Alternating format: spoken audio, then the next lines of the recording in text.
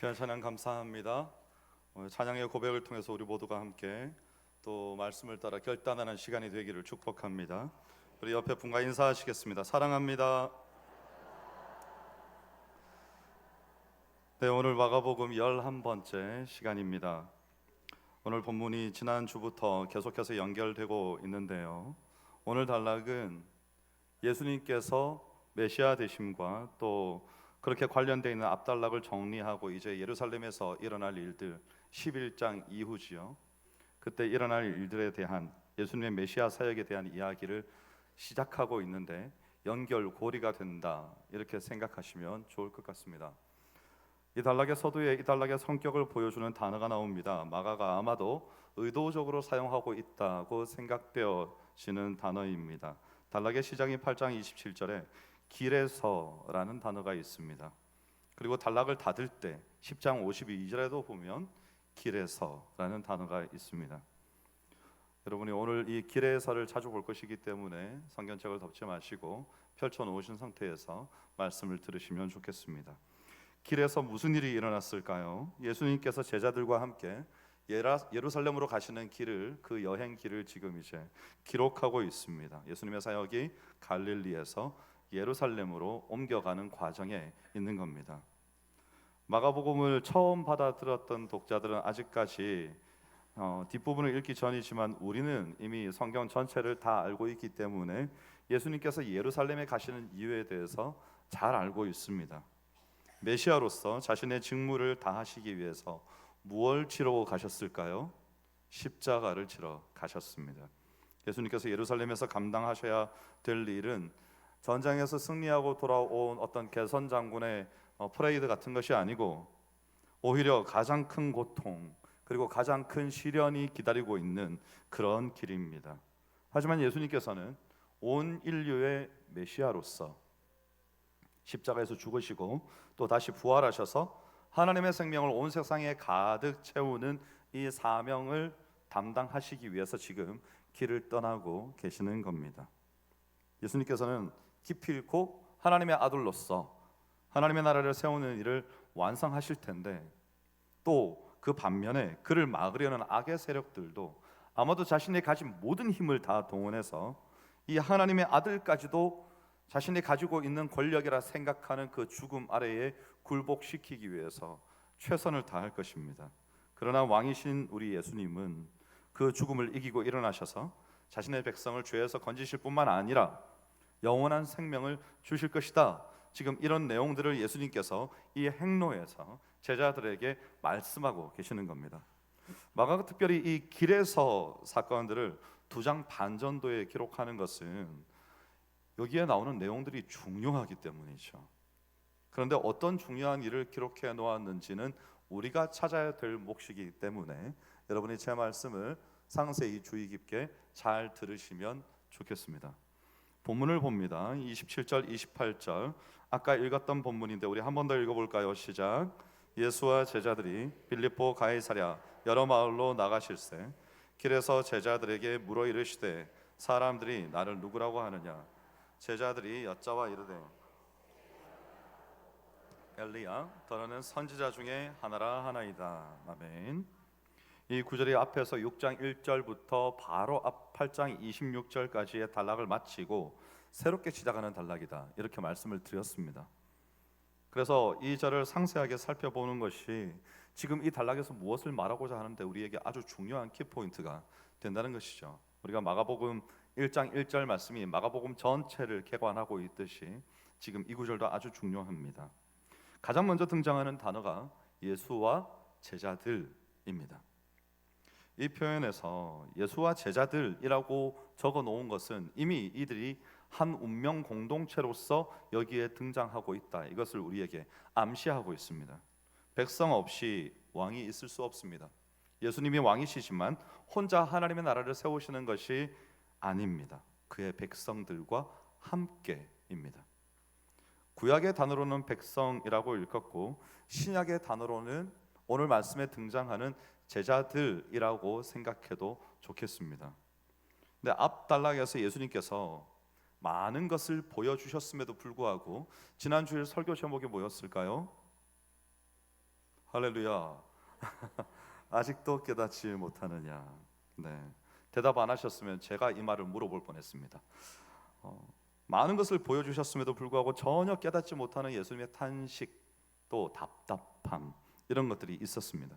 근데 오늘 단락에서는 제자들이 드라마틱하게 달라졌느냐? 그렇지 않습니다. 여전히 천지분간 못하고 있는 제자들에게 오히려 더 자세히 가르쳐 주시는 예수님의 음성을 우리가 들어볼 수 있는 겁니다. 이 단락에는 예수님께서, 잘 들으십시오 여러분, 자신의 메시아 직무인 예수 그리스도의 순환과 죽음과 그리고 부활에 대해서 직접적으로 말씀하십니다. 그것도 한 번, 두 번도 아니고 세 번이나 말씀하십니다. 그런데 특이하게 관찰되는 것은 예수님이 순환 예고 후에 제자들을 가르치셨다는 겁니다. 8장 34절에 보면 무리와 제자들을 불러 이르시되, 또 9장 35절에 예수께서 앉아서 12제자를 불러서 이르시되, 그리고 10장 42절에 예수께서 불러다가 이르시되, 이렇게 적혀 있어요. 비유로 말씀하신 것도 아닌데 예수님께서 재차 설명해 주시는 것은 보통은 아주 어려운 말씀을 하셨거나 혹은 알아듣지 못할 만한 비유를 말씀하셨을 때 이렇게 다시 설명하셨습니다. 그런데 그냥 앞단락에서 예수가 어떤 메시아이신 줄 전혀 깨닫지 못했던 제자들의 모습이 있고, 이 단락에서도 여전히 본질을 파악하지 못했기 때문에 예수님께서는 그냥 다시 설명하신 겁니다. 그런데 8장 33절에 보면 내가 하나님의 일을 생각하지 아니하고 도리어 사람의 일을 생각하는도다. 또 9장 32절에 그러나 제자들은 이 말씀을 깨닫지도 못하고 묻기도 두려워하더라. 여러분, 깨닫지 못하는 건 그렇다 쳐요. 묻기도 두려워하는 것, 여러분 수업 해보셨습니까? 수업 시간에 손을 들어서 질문하지 못하는 사람들이 있습니다. 왜 질문 못할까요? 몰라서 못해요. 뭘 아는 게 있어야 질문을 하죠. 괜히 질문했다가 자네는 뭘 들었는가? 이렇게 반문을 하시면 할 말이 없지 않습니까? 내용의 문맥을 파악하지 못하는 사람은 감히 손을 들어서 질문을 할 수가 없는 겁니다. 그래서 말씀을 깨닫지도 못하고 무슨 뜻인지 모르니까 묻지도 못해요. 또 10장 38절에 예수께서 이르시되 너희는 너희가 구하는 것을 알지 못하는도다. 내가 마시는 잔을 너희가 마실 수 있으며 내가 받는 세례를 너희가 받을 수 있느냐? 예수님께서 이것도 말씀하시는 겁니다. 제자들이 자기들끼리 뭐 옥신각신 싸우고 누가 크냐 작으냐 이런 얘기도 하고 막 그러니까 인간적인 생각들이죠. 그리고는 예수를 위해서 죽을 수도 있다는 둥 막 이런 얘기도 하고, 그러니까 예수님께서 내가 마시는 잔을 너희가 마실 수 있느냐 이렇게 물으신 겁니다. 아마도 이 말도 못 알아들었을 겁니다. 그런 거예요. 지금 제자들의 상태입니다. 그런데 예수님은 그럼에도 불구하고 제자들을 가르치시기를 중단하지 않으세요. 제자들이라는 단어에 대단히 여러분 죄송하지만 여러분의 이름을 한번 넣어보셔도 좀 마음이 깨어나지 않을까 생각합니다. 그래서 예를 들면 예수와 제자들이 아니고 예수와 윤성복 이렇게 넣으면 아마 내가 얼마나 깨닫지 못하고 있는지, 내가 얼마나 어리석은 상태에서 예수님을 따라다닌다고 말하고 있는지 우리가 알 수 있을 것 같습니다. 그래서 이 단락은 제자들도 할 때 도가 아닙니다, 여러분. 제자도입니다. 이 도는 무슨 도일까요? 한자로 길도자죠. 제자도. 그래서 이 말은 좀 우리가 알아듣기 쉬운 말로 바꿔보면 제자의 길이 되겠습니다. 오늘 말씀의 제목은 뭘까요? 십자가의 길, 제자의 길입니다. 예수님과 제자들이 이제 벳세다를 떠납니다. 벳세다는 갈릴리 바다 오른쪽 위에 있어요. 거기서부터 저 위에 있는 가이사랴 빌립보까지 가는 겁니다. 아마도 차로 1시간 정도 달리지 않을까 생각합니다. 여러 마을들로 들어가셨는데 이 가이사랴 빌립보가 황제에게 헌정하는 도시이기 때문에 아주 큽니다. 행정구역이 넓어요. 여러 마을들을 포함하고 있고 갈릴리 호수에서 북쪽으로 40km쯤 떨어져 있는데 아마도 헐몬산이라고 있습니다. 지금의 이스라엘임에도 불구하고 만년설이 덮여 있는 헐몬산, 거기에 해발 345고지 정도의 이 도시가 위치해 있습니다. 근데 현 지명이 뭔가 하면 바니아스입니다. 여기가 왜 바니아스인지 제가 좀 이따 설명해 드리겠습니다. 여러분이 성지순례를 가시면 이런 설명을 들으실 수 있어요. 가이사랴 빌립보는 로마 황제인 가이사와 헤롯의 아들인 빌립의 이름을 합쳐서 지은 지명입니다. 이런 설명을 들으실 수 있습니다. 물이 아주 풍부하고 이스라엘에서 가장 아름다운 지역의 하나로 손꼽힐 만큼 각종 나무들, 포도나무, 또 꽃이 피어 있는 관목 이런 것들이 가득 있는 정말 아름다운 도시입니다. 자, 여러분, 우리나라에서 여러분이 정말 와, 여기 정말 절경이다 하는 곳에 가면 뭐가 있을까요? 절이 있어요. 절이 있어요. 그런 곳에는 어떻게 알고 거기다가 그렇게 절을 지어놨어요? 네, 무슨 장비를 옮기기도 힘들었을 것 같은데 여기도 정말 아름다운 곳인데 이곳에 뭐가 있는가 하면 구약 시대에 여기에 바알 성소가 있었습니다. 어떻게 이걸 이렇게 알고 여기다가 바알 성소를 딱 지은 겁니다. 그 후에 알렉산더가 이 지역을 정복하고 그리스 사람들이 여기에다가 자연의 신이라고 불리는, 여러분 아마도 영화를 보시지 않았을까 생각합니다. 판의 미로 이런 거 영화 보셨습니까? 자연의 신이 판입니다. 그래서 이 판의 사당을 여기 가이사랴 빌립보에다가 지은 겁니다. 그리고 그것을 뭐라고 불렀는가 하면 파네아스라고 부른 거예요. 그래서 오늘날 이곳을 바니아스라고 부르는 겁니다. 아우구스투스가 이 지역을 헤롯 대왕, 성경에서 가장 먼저 등장하는 헤롯이라는 사람이죠. 이 사람을 헤롯 대왕이라 부르는데 아켈라오입니다. 헤롯 쭉 나오는 헤롯들의 아버지다 이렇게 생각하시면 됩니다. 그 헤롯 대왕에게 줍니다, 황제가. 그리고 BC 20년경에 헤롯 대왕이 이곳에다가 하얀 대리석으로 정말 멋진 신전을 세워서 아우구스투스 황제에게 바칩니다. 그리고 헤롯이 죽자 이 땅이 헤롯의 아들인 누구한테로 가는가 하면 헤롯 빌립. 네, 뭐 굳이 이런 족보까지 다 외우실 필요는 없겠습니다. 어쨌든 헤롯 빌립한테 갑니다. 그가 이 지역을 확장합니다.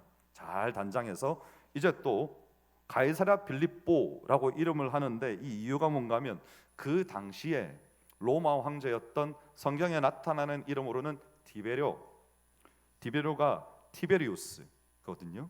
이 디베료에게 이 도시를 바쳐 총애를 받기 위해서, 그래서 또 이름을 가이사랴 빌립보라고 지은 겁니다. 그러면 황제의 이름이 디베료인데 왜 가이사랴 빌립보입니까? 라고 물어보신다면 여러분 이집트의 왕을 뭐라고 부르죠? 파라오라고 부릅니다. 그의 이름이 뭐든지 파라오라고 부르죠. 로마의 황제는 그의 이름이 뭐든지 뭐라고 부르는지 아십니까? 가이사. 그래서 예수님께서 세금 논쟁할 때 이렇게 말씀하셨죠. 가이사의 것은 가이사에게, 하나님의 것은 하나님에게, 이렇게 말씀하셨습니다. 그래서 당시에 그리스의 신전들이 들어서 있는 이 이교의 중심 마을에서 지금 예수님이 제자들에게 자신이 누군지 물어보셨다는 것은요, 세상의 허다한 신들이 뒤에 있는 이 으리으리한 신전 세 개를 놓고 그 앞에서 예수님께서 이 모든 신들이 다 참신이 아니고 오직 예수님만이 참된 메시아이심을 알려주기 위해서 굳이 거기서 물으셨다는 겁니다.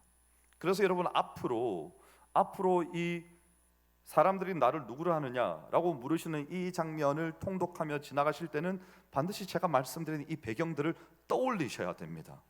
지금 예수님께서 제자들하고 같이 그냥 아무데나 지나시다가 갑자기 행렬을 중지시키시고 세우신 다음에 야, 요즘 사람들이 나를 뭐래? 그냥 이렇게 물어보신 게 아니라는 말입니다. 이 수많은 신전들, 그 신전에서 제사를 드리기 위해서, 이교회의 제사를 지내기 위해서 줄 서 있는 이스라엘 백성들, 이 틈바구니 속에서 지금 사람들이 나를 뭐라고 하냐? 아마도 그때 예수님께서는 두 번째 대답이 첫 번째에 바로 나오기를 바랬을지도 모르겠습니다. 더러는 엘리야라고도 하고 세례요한이라고도 하고 그렇게 말합니다. 근데 예수님께서는 어쩌면 이 다음에 나올 진짜 정답이 처음에 바로 나왔기를, 이 시대가 예수가 참 메시아이심을 알아보았기를 그런 마음으로 물어보셨을 수도 있겠다는 생각이 듭니다. 그런데 대답하지 못했습니다. 사람들은 예수님을 참 메시아로 섬기지 않았습니다. 그래서 예수님께서 제자들에게 물어보시는 것이죠. 두 번을 물어보시지 않습니까? 실제로 이곳은 예수님 시대 이전에 그리스가 정복했던 시대뿐만 아니고 구약의 이스라엘이 가나안 땅을 정복하기 위해서 우상이 난무하는 이전부터 그곳에는 여러 민족들이 들어와서 점령하고 자신들의 신전을 짓고 점령하고 우상 숭배하고 그랬던 정말 어지러운 지역이었습니다. 근데 예수님께서 특별히 이 가이사랴 빌립보에서 자신이 메시아이심을 나타내셨다는 겁니다. 예수님은 의미 없는 말씀과 행동을 하지 않으시거든요. 그래서 거기에서 예수님께서 감당하셔야 될 메시아의 직무를 제자들에게 처음 나타내시면서 제자들에게 이제 알려주시는 겁니다. 뭘 알려주시는가 하면 이 다음 이야기입니다. 그 다음에 등장하는 단어가 뭔가 하면 길에서입니다. 이것도 여러분 성경을 읽으실 때, 특히 마가복음을 읽으실 때는 펜을 들고 마가복음을 읽으면서 길에서라는 말이 나오면 동그라미를 한번 쳐보셔도 좋습니다. 아주 중요한 곳들의 길에서라는 표현이 등장합니다. 그래서 이 단어를 통해서 배경뿐만 아니고 이 단락의 성격도 알 수 있는데, 예를 들면요 8장 27절에 오늘 본문이죠.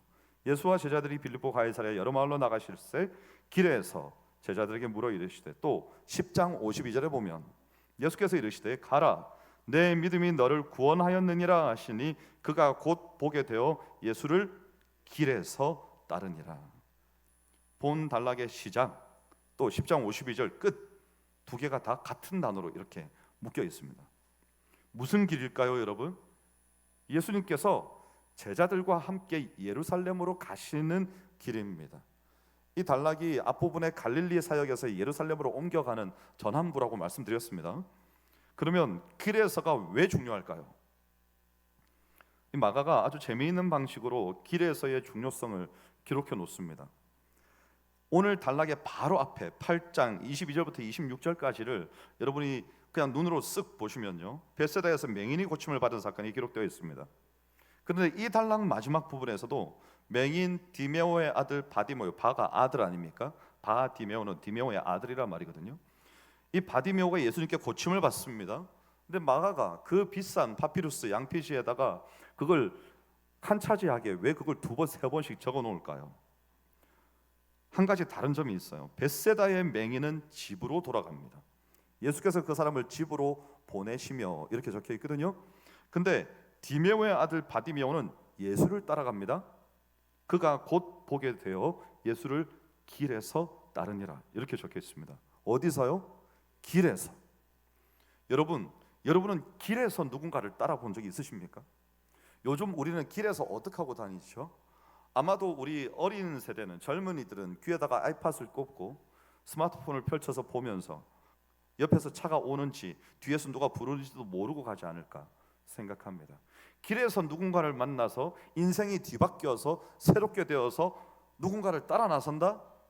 그런 일은 아마 우리 인생에 상상하기 힘든 일일 겁니다.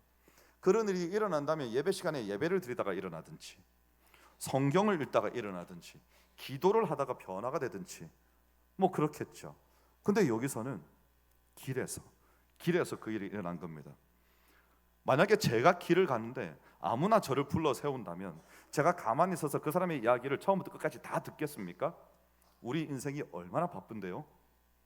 듣다가 처음 이야기를 시작하는 부분을 듣다가 무슨 일이시죠? 이야기를 하면 이분 또 별 그냥 쓸데없는 얘기를 하신다 그러면 죄송합니다 그러고 지나가지 않습니까, 여러분? 그렇죠? 그냥 생판 모르는 사람이 세워놓고 주절주절 하는 말에 대해서 우리가 다 듣지 않는단 말이죠. 그러면 누구 이야기를 듣습니까? 왜 이 사람들은 길을 가다가 섰습니까? 이 바디메오는 왜 길에서 멈춥니까? 누구를 만났어요? 예수님을 만났어요. 그냥 길 가다가 지나쳐가는 사람이 아닙니다, 여러분. 우리도 우리 인생의 행로 중에 누구를 만납니까? 예수님을 만났어요. 인생의 행로에서 예수님을 만났는데 예수님을 만난 다음에 그대로 그냥 지나쳐 가버릴 수가 없는 겁니다. 그래서 그 뒤를 따르는 사람들로 오늘 이 자리에 이렇게나 앉아 계십니다. 그래서 여기서도 그 길 가운데 이 바디메오도 예수님을 만났어요. 예수님을 만난 사람은 둘 중에 하나입니다. 만나고 난 다음에 감당이 되지 않아서 도망가 버리든지, 만난 다음에 결단을 하고 쫓아가든지. 예수님께서도 그랬죠. 나와 함께하는 자가 아니면 적이다 말씀하셨습니다. 여러분은 어디로 가고 계십니까? 함께 하고 계십니까? 원수로 행하고 계십니까? 예수님께서 말씀하셨죠. 이 길이 무슨 길인가 하면요, 이사야 35장에 나와 있습니다. 지난주에 제가 인용했던 구절이기도 한데, 이사야 35장 3절부터 10절까지 말씀, 제가 먼저 읽고 여러분이 함께 읽을 구절 말씀드리겠습니다. 3절부터 너희는 약한 손을 강하게 하며 떨리는 무릎을 굳게 하며 겁내는 자들에게 이르기를 굳세어라 두려워하지 말라. 보라, 너희 하나님이 오사 보복하시며 갚아주실 것이라. 하나님이 오사 너희를 구하시리라 하라. 하나님이 오사 두 번이나 나왔죠. 그때에 잘 들으세요. 맹인의 눈이 밝을 것이며 못 듣는 사람의 귀가 열릴 것이며 그때에 저는 자는 사슴같이 뛸 것이며 말 못하는 자의 혀는 노래하리니. 이것이 지난주 이야기입니다. 그죠? 메시아의 행적이죠. 그리고 이는 광야에서 물이 솟겠고 사막에서 시내가 흐를 것이라.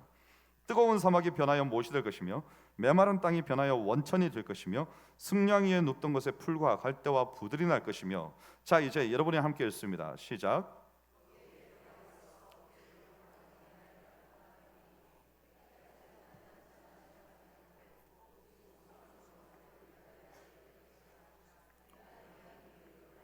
계속 읽습니다. 거기에는 사자가 없고 사나운 짐승이 그리로 올라가지 아니하므로 그것을 만나지 못하겠고 오직 구속함을 받은 자만 그리로 행할 것이며 여호와의 속량함을 받는 자들이 돌아오되 노래하며 시온에 이르러 그들의 머리 위에 영영한 희락을 띠고 기쁨과 즐거움을 얻으리니 슬픔과 탄식이 사라지리로다. 아멘. 하나님이 오셔서, 아까 오사, 하나님이 오사 말씀하셨죠. 하나님이 오셔서 회복할 그 나라에 뭐가 있는가 하면 거룩한 길, 대로가 있습니다. 왕과 그에게 구속함을 받은 사람만이 갈 수 있는 길입니다. 이건 우리가 잘 이해하죠. 왜냐하면 우리나라에도 경복궁이나 이런 궁에 가보면 여러분 우리가 걷지 못하는 길이 있습니다. 그 어디죠? 왕의 길입니다. 왕의 길은 못 들어가게 합니다, 여러분. 근데 거기가 내가 왕이 아니기 때문에 못 들어가는 게 아니고요, 지금은 보존하느라고 못 들어가게 해요. 그런 길이 있다는 겁니다. 여기에도 왕과 그에게 구속함을 받은 백성들이 갈 수 있는 길인데 그 길이 어디에 이르는 길인가 하면 시온에 이르는 길입니다. 그리고 왕과 백성들이 그 시온에 이르러서 영원한 기쁨과 즐거움을 누리게 될 것이다, 이렇게 말씀합니다.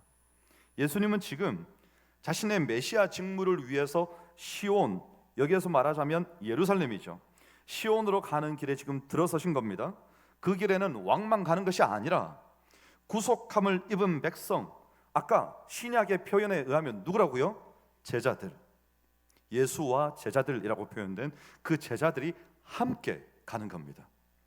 그래서 이 길에서 드러나는 것은 무엇인가 하면 예수님의 죽음, 순환, 그리고 부활로 완성해야 될 메시아의 직무가 그 길 중에, 길에서 드러난다는 겁니다.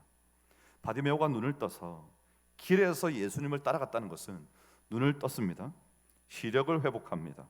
사실은 그가 회복한 것은 물리적인 눈을 떠서 보지 않던 것을 보게 되었다는 의미도 있지만 그 인생에 참으로 바르게 보아야 될 것이 무엇인지 바디메오는 지금 본 겁니다. 그러니까 어떻게 해요? 예수님을 길에서 따르니라, 따라간 겁니다. 눈을 뜨자마자 하고 싶은 게 얼마나 많았겠습니까? 보고 싶은 것들은 또 얼마나 많았으며 가서 말하고 싶은 사람은 얼마나 많았겠습니까? 다른 것 아무것도 생각하지 않고 마치 변화산상에서 예수님을 만났던, 예수님의 참된 모습을 보았던 베드로와 야고보, 요한처럼 여기서 이 바디메오는 눈을 뜨자마자 다른 곳으로 달려가지 않고 예수님을 따르는 겁니다. 여러분, 그래서 우리가 이 자리에 앉아 있는 거예요. 우리 다른 길로 가지 않았습니다.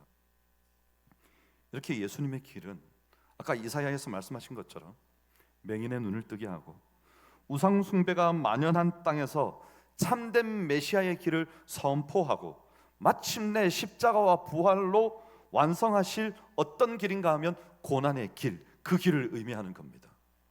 이것이 예수님의 길입니다. 그래서 그 길에 동참하는 제자들은 사실은 여전히 부족하고 예수님께서 무슨 말씀을 하시는지 잘 이해하지 못하지만 예수님께서는요, 끝까지 그들을 포기하지 않으시고 다시 설명하시고 보여주시고 또 다시 설명하십니다. 언제까지요? 죽을 때까지. 예수님이 죽을 때까지 설명하세요. 너희들이 어떤 길을 가야 되는지. 유언과도 같다고 할 수 있겠습니다. 여러분은 만약에 죽을 때까지 무언가를 말해야 한다면 무슨 얘기를 하시겠습니까? 여러분에게 자녀가 있다면 여러분의 자녀들에게 어떤 인생을 살라고 하시겠습니까? 예수님께서는 줄기차게 내가 가는 길, 참 메시아로서 온 인류의 죄를 대속하고 그들에게 생명을 주기 위해 고난과 십자가의 죽음과 부활까지 가는 이 길을 나는 간다. 그 뒤에 아마도 괄호 열고 나를 따르겠느냐 말씀하시는 겁니다. 말씀을 마무리합니다. 길 위에 계신 예수님께서 제자들에게 물으신 사람들이 나를 누구라 하느냐, 이 질문은 사실상 우리의 정체성과 우리의 믿음을 친히 우리에게 물어보시는 질문이기도 합니다. 우상이 가득한 가이사랴 빌립보에서 세상에 어떤 신도 줄 수 없는 이렇게 많은 신전이 있고 그 신들을 따르고자 하는 사람들이 그렇게 줄을 서 있는데 그들이 그 신들이 줄 수 없는 그 생명, 그 구원과 그 생명을 예수님께서 홀로 그 길을 걸으시면서 열어가시는 겁니다. 그분은 왕이시지만 세상의 화려한 왕이 아닙니다. 십자가를 지는 고난의 길을 홀로 걸어가시는 분이시고 이제 오늘 제자들에게 말씀하시는 것처럼 우리에게도 너희도 이 길을 함께 걷지 않겠느냐 초대하시는 겁니다. 그래서 제자들은 이 예수와 제자들이라는 표현처럼 이미 주님과 운명을 함께하는 공동체인데 비록 온전한 깨달음도 없고 또 두려움 속에 있었지만 예수님께서는 그들을 포기하지 않으신 것이 마치 오늘 우리가 여전한 두려움 가운데 있고 몇 번을 들어도 말씀을 잘 깨닫지 못하며 주께서 내 인생을 인도하시고자 하는 나의 편견과 고집과 아집이 강해서 여전히 나의 길을 가고자 하는, 왜요? 깨닫지 못하니까. 그런데 예수님께서 어떻게 하신다고요? 내버려 두지 않으시는 거예요. 죽을 때까지 너 나와 함께 가지 않겠느냐. 이 길, 아까 이사야 35장 8절에 어떤 길이라고요? 그 길을 거룩한 길이라 일컫는다. 오늘 설교의 제목이 뭡니까? 십자가의 길, 제자의 길. 지금 뭐라고요? 그 길이 거룩한 길이다. 그리고 저는 여러분에게 말씀드리고 싶습니다. 여러분이 이 길의 걸음을 다 하실 때 우리 주님께서 말씀하실 겁니다. 영광스러운 길을 잘 달려왔구나. 칭찬하실 겁니다. 오늘 우리의 삶이 그래야 되는 겁니다. 그래서 이것은 좌절도 아니고 긴장도 아니고 공포도 아니고 어떻게 그 길을 갈까 걱정도 아니고 주님께서 우리에게 친히 허락해 주시는 우리의 인생에 참 빛을 비춰주시는 은혜인 겁니다. 이것은. 그래서 결국 이 길은 예수님의 십자가와 부활로 이어지는 우리조차도, 여러분 우리 인생이 언제 끝날까요? 우리 TV에서 인터뷰를 하면 어르신들이 가끔 고백하는 걸 봅니다. 내가 죽어야 이 일이 끝나지. 이런 말씀하는 거 들어보셨죠? 여러분 우리 인생 죽어야 끝나죠. 그러면 죽기까지 어떻게 사시겠습니까? 예수님을 따라 십자가의 길이며 고난의 길이지만 거룩한 길이요 영광스러운 길로 시온을 향해 나아가시겠습니까? 아니면 예수님의 원수로 행하는 길로 가시겠습니까? 오늘 예수님의 참 제자로서 그 길을 가는 사람들을 예수님이 찾고 계십니다. 물어보십니다. 사람들이 나를 누구라고 하느냐? 사람들은 대답했어야 됐습니다. 그 시대적으로 예수 그리스도가 참 메시아이심을 알고 따랐어야 했습니다. 그런데 영접하지도 않았고 자기 백성이 환영하지도 않았습니다. 그런데 주님께서는 오늘 이 시대에 동일하게 이제 기독교 인구가 아마도 가장 많았을 때는 1,500만이 되었다고 했나요? 근데 이제는 600만, 500만 점점 줄어가는 이 시대에 교회 나오는 우리의 다음 세대, 우리는 다음 세대가 많습니다. 우리 교회는 정말 축복입니다. 그런데 대부분 교회가 주일학교가 없어지고 있어요. 여러분 주일학교가 없어지고 있다는 것은 20년, 30년 뒤에 교회가 어떻게 된다는 말인지 아십니까? 없어진다는 겁니다. 그 교회는 없어진다는 말이에요. 우리가 다 천국 가고 나면 이 자리를 누군가 지켜야 되는데, 우리가 예수 그리스도를 따르는 영광스럽게 그 십자가의 길, 제자로서의 길, 거룩한 길을 걷는 모습을 보여주지 않고 주를 향한 헌신과 충성을 나타내 보여줌으로 이 길이 얼마나 주님 앞에서 복된 길인지를 우리가 보여주지 않는다면 그들도 따르지 않을 겁니다. 그래서 저는 참 감사한 것은, 우리 지금 성경학교 여러분 가보셨습니까? 수련할 때 혹시 한번 가보셨습니까? 우리의 다음 세대는 희망이 있습니다, 여러분. 진심으로 그 길을 따르고자 하고, 진심으로 주의 이름을 높이며, 진심으로 회개함으로 걸음을 돌이키고자 하고, 진심으로 기도함으로 자신의 삶을 쳐서 복종시키고자 하고, 이런 몸부림들을 우리의 다음 세대들이 하고 있습니다. 놀랍게도. 그래서 여러분, 우리의 역할이 중요한 겁니다. 저는 이제 오늘 이후로도 더욱더 우리의 삶이 그 길을 걸어가기에 부끄럽지 않은, 그리고 마침내 그 길을 마치게 되었을 때는 주께서 우리에게 영광스러운 길을 온 너를 축복하느라고, 내가 너를 너무나 자랑스러워하느라고 칭찬하시는, 그렇게 칭찬받는 저와 여러분이 되시기를 주의 이름으로 축원합니다. 기도하겠습니다. 하나님 감사합니다. 이 길은 예수님의 십자가와 부활로 이어지는 거룩한 길입니다. 온갖 우상과 거짓이 가득한 세상 속에서 주님의 길에서 벗어나지 않고 그분과 동행할 때 우리가 참된 왕이신 예수님과 함께 영원한 기쁨과 생명을 누리게 될 줄 믿습니다. 주님, 오늘 이 믿음을 우리에게 다시 한번 새롭게 하여 주시사 우리가 이 땅 사는 동안 세상의 길로 가지 않게 하여 주시고, 십자가의 길, 제자의 길, 주를 따르는 그 길에 우리가 서 있을 수 있도록, 시온을 향하여 나아갈 수 있도록 은혜 내려 주시옵소서. 감사드리며 예수님 이름으로 기도하옵나이다. 아멘. 다 함께 찬송가 430